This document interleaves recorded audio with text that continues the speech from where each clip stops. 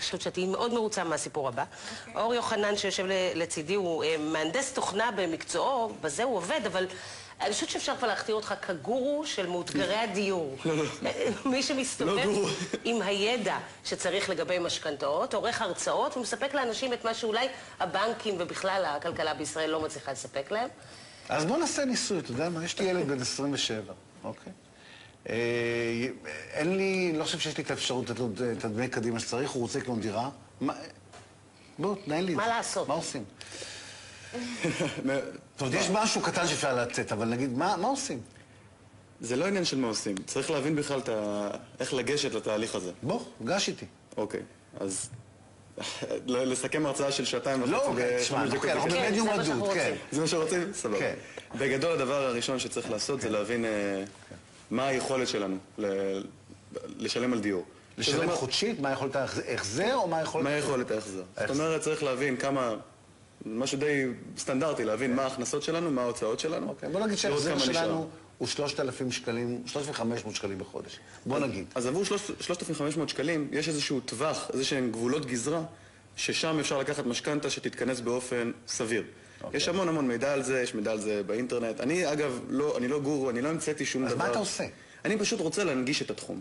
זה הכל. אני לוקח, לקחת את הדבר הזה, את התחום הזה, משכנתה, שכולם שומעים עליו ונלחצים, מתחילים לאכול סרטים, שיבינו, שילכו לבנק ולא יסתכלו עליהם בעיני עגל, יבינו במה מדובר. זה בדיוק כל המטרה. אני לא מייעץ לאנשים מה לעשות, אני לא אומר להם תיקחו משכנתה, אל תיקחו משכנתה, זה לא בקטע כזה. אבל הידע שאתה צברת, הוא לא בא מלימודי משכנתאות לא, למדתי לבד, אנשים עושים מזה כאילו זה מדע טילים, עם כל הכבוד, זה לא כזה מסובך, אפשר ללמוד את זה לבד. אבל מה, אני לא הרבה אנשים לומדים את זה לבד. יש לי שאלה, יש לך משכנתה? לקחת פעם משכנתה? כן, בטח, יש לנו עדיין. ואתה יודע להגיד מה התמהיל ומה הריביות ולמה בחרת בהם? אני יודע להגיד ש... אין לך מושג. רגע, אני יודע כמה חוב שנשאר עוד, אני יודע.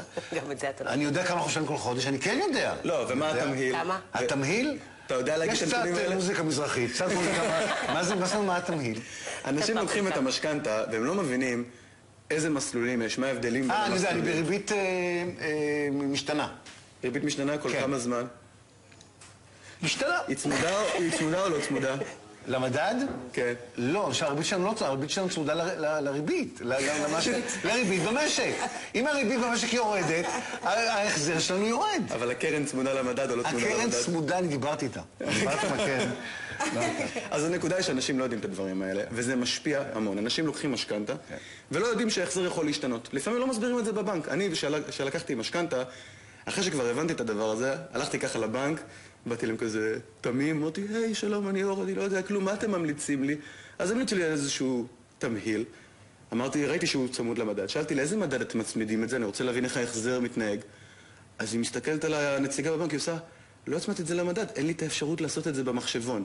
מה זה אומר בעברית? ההחזר החודשי שלי היה עולה עם הזמן, אם המדד היה עולה, הוא כנראה היה עולה, אבל הם בכלל לא אומרים לי על זה, ואני לא יודע. ויש אנשים שלוקחים משכנתה, הם חושבים שהם ישלמו 5,000 שקלים בחודש, אבל אחרי 3 שנים פתאום זה עולה ל-6,000 או 7,000, והם לא מודעים ואף אחד לא מספר להם את זה, כי זה לא באינטרס של אף אחד. אבל רגע, אין פירוט כזה? כמו שאתה לוקח הלוואה, את זה כן אני ראיתי, וכתוב לך שבחודש הראשון אתה משלם 900 שקל, אחר כך 1,000 שקל, אחר כך זה יורד. הם לוקחים את זה, צריך לעשות סימולציה בשביל הדבר הזה, וצריך להתחשב, נניח, בהאם המדד זז או הריבית זז, ולא תמיד עושים את זה. אם אתה לוקח, נניח, סתם, משכנתה שהיא צמודה למדד, ואתה לא מצמיד בסימולציה את הקרן למדד, אז ההלוואה לא תתנהג, לא תראה איך היא מתנהגת. מה השאלה שהכי שואלים אותך?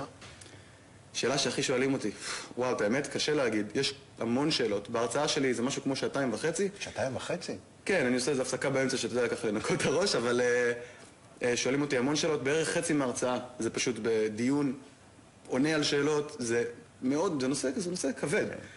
היום זוג צעיר שיש לו הון של 100-150 אלף שקל באיזה משהו, יכול לקנות דירה בישראל? 100-150 אלף שקל, אתה צריך 25% מימון, אתה צריך הון עצמי. אז 100-150 אלף שקל, זה מה שאתה יכול עד 600 אלף שקל דירה. אין הרבה, יש מקומות, אני מניח, אין הרבה מקומות שאתה יכול לקנות דירה ב-600 אלף. אני בטוח שבטבריה יש, אני בטוח שבקריית שמונה. יכול להיות, אבל שבשדרות יש. הבעיה היא שאנשים לוקחים בישראל את הקטע של קניית דירה בתור איזשהו דיפולט. כאילו זה, חייבים לעשות את זה. וזה לא נכון. לא חייבים לרכוש דירה. אני אגב לא מעודד אנשים. לך יש דירה. נכון, ראיתי את הנתונים. אמרתי, אוקיי, עבורי זה מתאים. זה לא עבור כל אחד, ואני גם לא אומר שזה עבור כל אחד בהרצאה. כמה עולה ההרצאה שלך להיכנס? ההרצאה שלי אני לוקח, עשיתי את ההרצאה בהתחלה בחינם. הבנתי שזה לא בחינם, אלא אתה משלם על זה. כן. כמה עולה? עכשיו אני לוקח עד 30 שקלים, אני משתדל, אם אני לא מצליח לעשות ב-30 שקלים, אני פשוט לא מרים הרצאה. בריבית משתנה או צמוד? כן, בדיוק. אתה יודע, צמוד למדע. מתחילים ורואים. זאת הקרן. איפה ההרצאות שלך? איך מגיעים אליך? יש את דף הפייסבוק שלי, 150 משכורות, אפשר לרשום את זה? זהו, 150 משכורות קוראים לפרויקט הזה שלך, נכון? למיזם הזה. יש את הדף, יש את האתר אינטרנט, איפה ההרצאות, אין איזה מקום קבוע, אני מארגן את הכל לבד, אף אחד לא עוזר. אנשים באים. איפה שאני מוצא, איפה מישהו שמוכן לארח אותי, אז אני עושה את זה, רק ננסה לשמור על זה במחיר נמוך. אם אני לא מוצא מקום שיארח אותי במחיר סמלי, אני פשוט לא עושה את זה, כי אני לא רוצה שאנשים ישלמו הרבה. תשמע, זה מדהים צריך לשכפל אותו, באפקט שוליית הקוסם. פשוט להכניס לכל בתי הספר. חברים שלי לא יסכימו איתך בכלל. תודה, תודה רבה, לפני בהצלחה. כמה שנים זה